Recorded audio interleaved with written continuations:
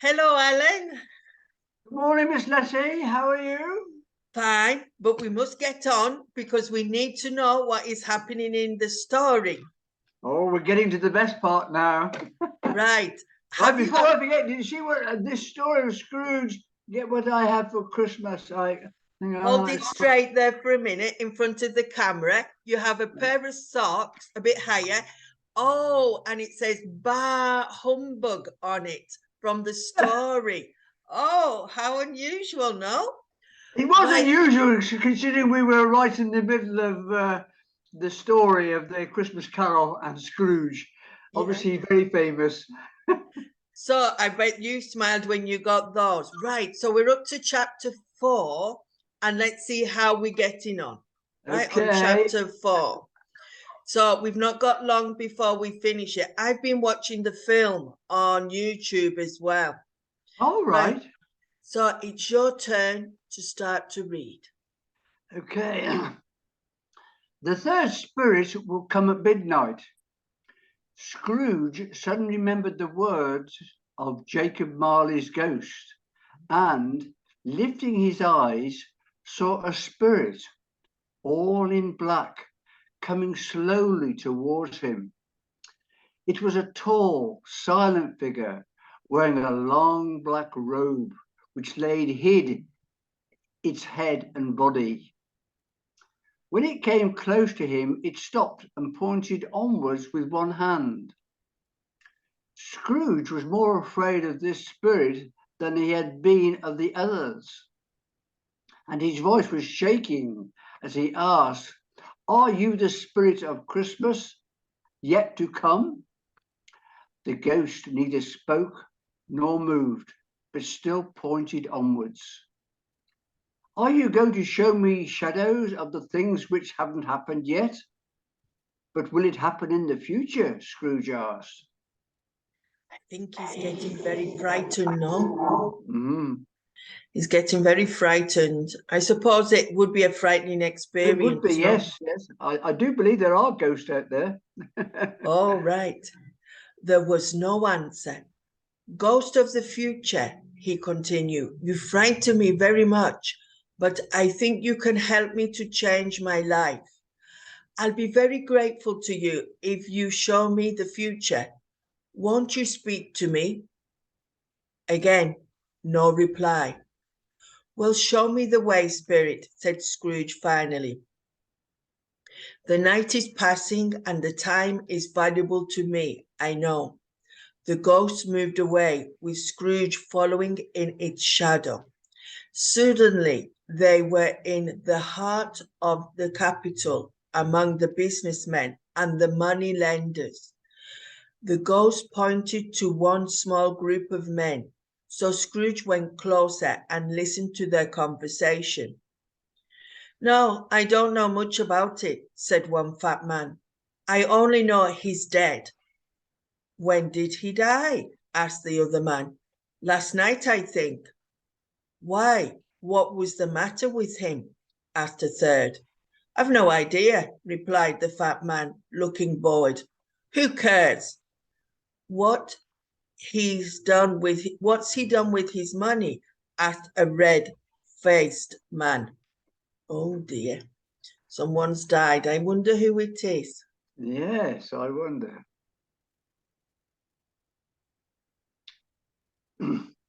I haven't heard, said the fat man. He hasn't left it to me, that's all I know. They all laughed at this. Scrooge knew the men and looked towards the spirit, hoping it would explain what the conversation meant. But the ghost moved on, pointing at two more men. Scrooge listened again. He knew these men well. They were rich and important, and he had often done business with them. How are you? Said one. How are you? Replied the other. Well, well, said the first. The old man has died at last, has he? So they tell me, replied the second. Cold, isn't it? So, Here we see a picture of the people talking, the businessmen. Look how fat they are. Oh, well, this one anyway. And the top hats they're wearing. They all look very ugly. I don't know why. Maybe because of the person who is drawing.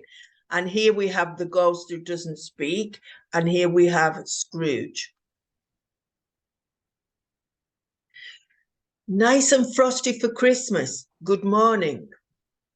Not another word. That was the end of their meeting. Scrooge wondered why the spirit wanted him to hear these conversations. What could they mean? The dead man could not be his partner Jacob because he was already dead. Scrooge watched carefully, trying to understand. He looked round for his own shadow, but could not see himself anywhere. Perhaps that's not surprising, he thought, because I changed my life. And I'm planning to do that. I won't be the same person in the future. Just then he noticed the spirit standing quiet and dark beside him with its pointing hand. He felt the unseen eyes staring fixedly at him behind the black robe. Scrooge's body shook and he felt cold. They left the busy offices and banks and went to another part of the capital where Scrooge had never seen before. So maybe it was Scrooge, no? And he realized it was him because his body shook and he felt very cold.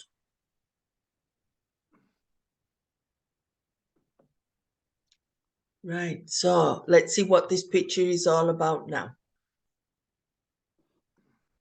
The streets were narrow and dirty, the houses miserably poor, the people unwashed and half-dressed. Down one street there was a small shop where an old man was sitting waiting for customers. His business was burying old furniture or clothes and selling them again to the poorest people in London. As Scrooge and the spirit watched, 3 women arrived at the shop door at the same time, each carrying a large bundle. They looked very surprised and a little ashamed to see each other. Suddenly, they all started laughing. Alan, what is the name of this shop? Is it called a pawn shop, maybe? It sounds like it, yes. A pawn shop where you sell things, but you give up what it is you want to get rid of for money, and then you can reclaim it, providing you take the clothes, the money back again. Right. So maybe this isn't a pawn shop. If you're desperate for money, you can, in a pawn shop, you can borrow money temporary, if you like. That's the whole idea. Or you might do it permanent. You just want to get rid of something and yes, so this isn't a pawn shop then. They're just selling what they have found to make some money. So a pawn shop is when you give something of value of yours in exchange for money, and hopefully you will buy it back. So that is the difference between this place and the other. Okay, thank you. Ladies couldn't find a better place to meet. Joe, the old man, getting up. Now, come inside and show me what you have got to sell. Inside, the first woman put the bundle on the table and said, I don't care if anyone knows where this comes from. We'll all have to take care of ourselves. He always did. So a bundle is like a package, something that is held together maybe by a rope or a string or a piece of cloth, a bundle. So they have something which is like a packet that they've put together. That's right, agreed the second woman. Very true indeed, agreed the third. Does a dead man need these things? Continued the first woman. And why was he so mean while he was alive? We all worked for him, didn't we? cleaned his house, washed his clothes, cooked his soup. And what did we get? 3 shillings a week.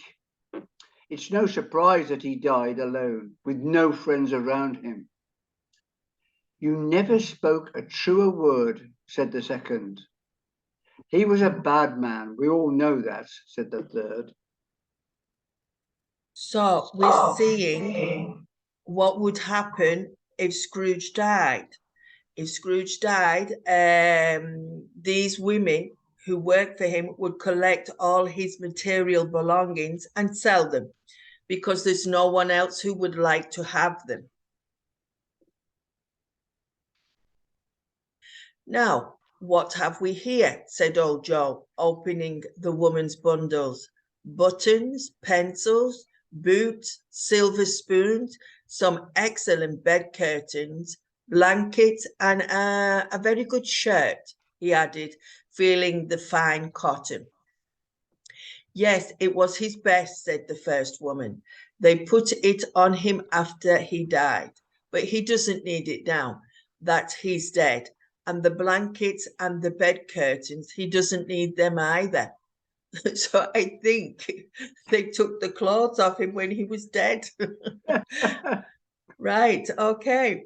You took the shirt off a dead body and the blankets and the curtains off his bed while he was lying there. Well, well, said Joe, shaking his head. Here's your money. And he counted out several shillings into the woman's hands. Laughed the first woman.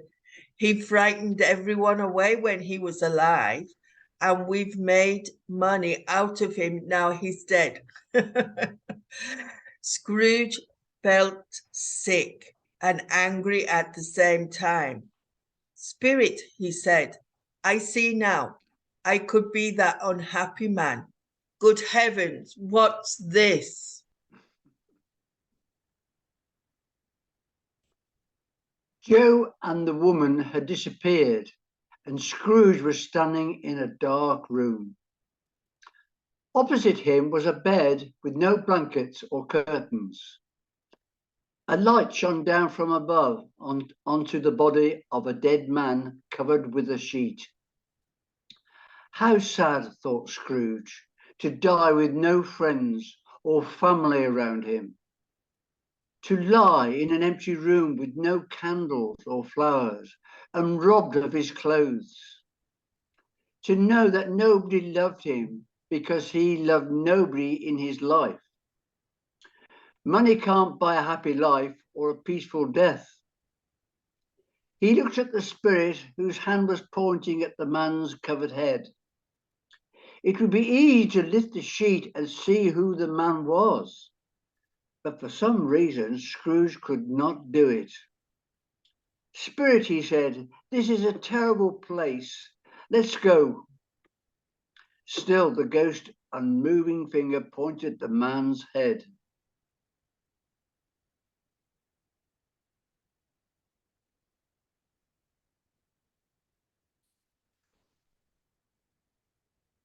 I understand you, but I can't look at him, Spirit. I can't, said Scrooge wildly. If there's anyone in this town who feels anything at this man's death, show that person to me, Spirit, please. For a moment, the spirit lifted its dark robe like a wing and showed Scrooge a room where a mother and her child were sitting. The young woman kept looking at the clock, and when her husband arrived, she hurried to meet him. What? What is the news? She asked him worriedly. Is it good or bad? There is still hope, Caroline, he replied. So a wing is what a bird has. A bird has 2 wings. And the spirit opened his cloak like that, as though it's a wing. Okay.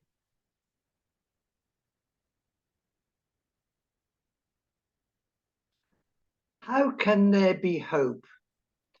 If that hard, mean old man wants us to pay back the money now, they'll send us to prison.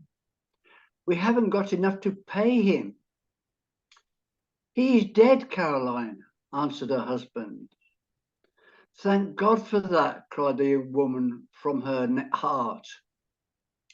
The next moment she realized what she had said. "Oh, I didn't mean that. I'm sorry if anyone dies. Perhaps the person who inherits his business will give us more time to pay the money back. And we'll have the money by then. Tonight we can sleep well, Caroline."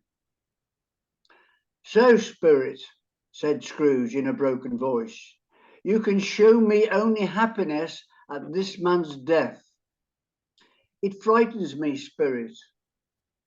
Show me, please, there can be sadness at a death." The ghost took him silently through the streets to poor Bob Cratchit's house. The room seemed strangely quiet.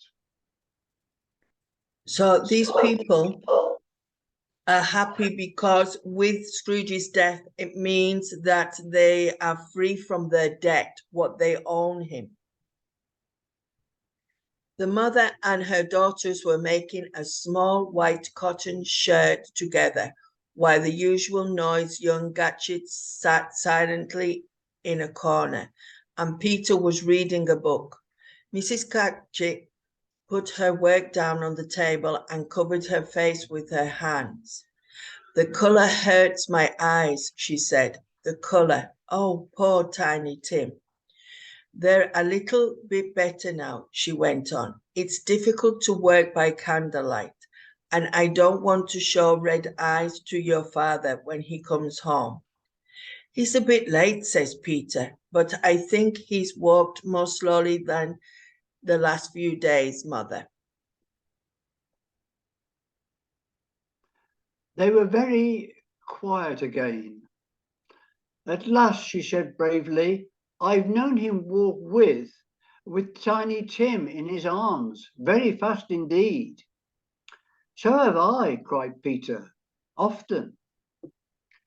But he was very light to carry, and your father loved him so much. And there's your father at the door now." She got up quickly to kiss Bob as he came in. He looked tired and thin and needed his long scarf. Poor man. Martha took his boots and scarf off, and Belinda brought him his tea, and the little Cratchit sat close to him. He was very cheerful with all of them, and was pleased with the little shirt that his wife and daughters were making. "It'll be ready long before Sunday, won't it?" he said. "Sunday? You went there today, then, Bob?" asked his wife.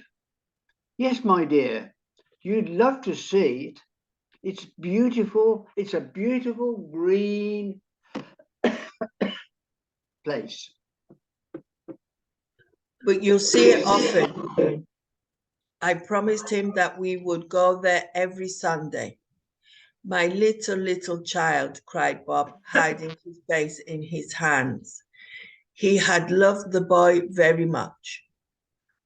So as they're talking in past, we presume that the little boy who can't walk, Tiny Tim, has died. That's what Scrooge is seeing, no? He went upstairs to the quiet bedroom where the child lay. Poor Bob sat down beside him, and when he felt calmer, he kissed the little face and went downstairs again, almost happy. "My dears," he said to his children, "one of these days some of you will marry and leave home. In a few years' time, perhaps all of you will. But I'm sure none of us will ever forget Tiny Tim, will we?" "Never, Father," they all cried. "And I know," said Bob, "that when we remember how patient and gentle he was, although he was only a little child, we won't argue among ourselves.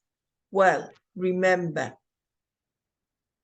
So here we are presuming that the little child has died, and this is his father trying to be brave in this sad moment. We'll always remember poor tiny Tim and love each other. We will, Father, they all cried. I am very happy, said Bob. I'm very happy. Mrs. Gadget kissed him. His daughters kissed him. The two young Gadgets kissed him. And he and Peter shook hands. Tiny Tim, your goodness lives on in our family. Spirit, said Scrooge, I know that you will leave me soon. Tell me who that dead man on the bed was. No answer came in words, but the ghost of Christmas yet to come took Scrooge through the streets of London again. Wait a moment, said Scrooge. We're passing my office. So this ghost is taking time to show Scrooge what will happen if he doesn't change.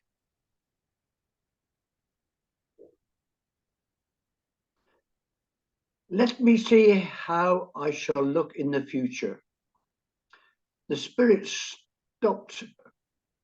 His hands were pointing away from the office, but Scrooge hurried up to the window and looked in. It was an office still, but not his. The furniture was not the same, and the figure in the chair was not himself. The ghost pointed to point onwards, and Scrooge followed. They reached a church and entered the churchyard. Here, among the untidy graves and the uncut grass, lay the miserable man whose name Scrooge would soon learn. It was a lonely place, most suitable for a man so unloved. The spirit stood and pointed down at one of the graves. Scrooge was strangely afraid. Before I look more closely at that gravestone, he said, answer me one question. Are these the shadows of the things that will be, or are they the only shadows of the things that may be? Right. So he's asking, is that has happened, or is it a possibility? That's right. So that's what he's asking there. And the gravestone is the stone that they put when we die on the place where we are buried with the name of the person and normally the date and maybe something simple written there. So here, appropriately, we see a gravestone and we see Ebenezer Scrooge's name on it. So he's asking, will that happen or maybe? So it gives him a bit of hope that maybe he will change and this won't happen. Without replying, the ghost pointed silently down at the grave. Scrooge moved slowly towards it and following the finger read on the stone his own name, Ebenezer Scrooge. Am I that man who was lying on the bed? He cried. The spirit pointed from the grave to him and back again. No, spirit, no, no. The finger was still there. Scrooge fell to the ground in front of the ghost, holding its long dark robe. Spirit, listen, I'm a changed man. I have learned my lesson from you, spirits. Why show me this terrible end if there's no hope for me? For the first time, the hand appeared to shake. Good spirit, tell me that my future will change if I change my life now. The kind hand shook again.